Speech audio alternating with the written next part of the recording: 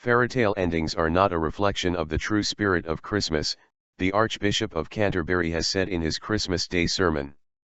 He did not give the sermon in person because of a severe cold. The Most Rev Justin Welby alluded to the World War I battlefield truce in 1914. He said it illustrated something of the heart of Christmas, but pointed out it was a one-day wonder and that the war continued afterwards. The story of the truce, when soldiers on both sides stopped fighting and played football in no man's land on the Western Front, has been highlighted in several Christmas messages this year.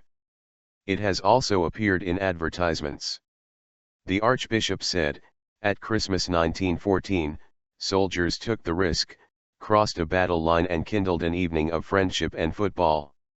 The truce illustrates something of the heart of Christmas, whereby God sends His Son, that vulnerable sign of peace, to a weary war-torn world."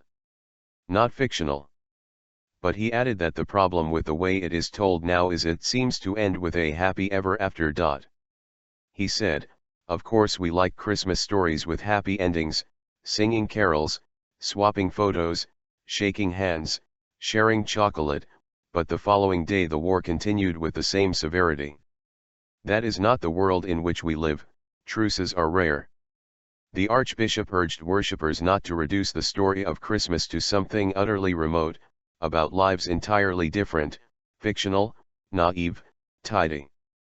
Jesus came to the reality of this world to transform that reality, not to take us into some fantasy kind of happy ever after but to good news of great joy for all people.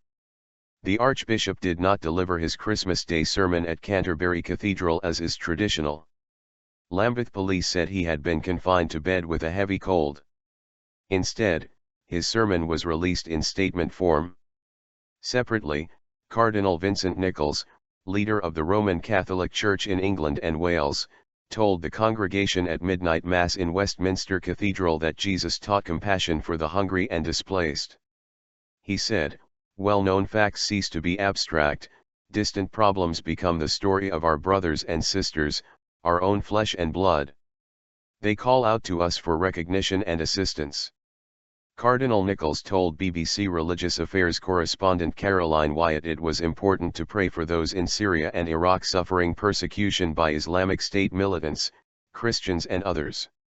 He said, "We will pray for them and not just for the Christians but everyone who has suffered at the hands of those extremists, whose actions are barbaric, whose actions we condemn.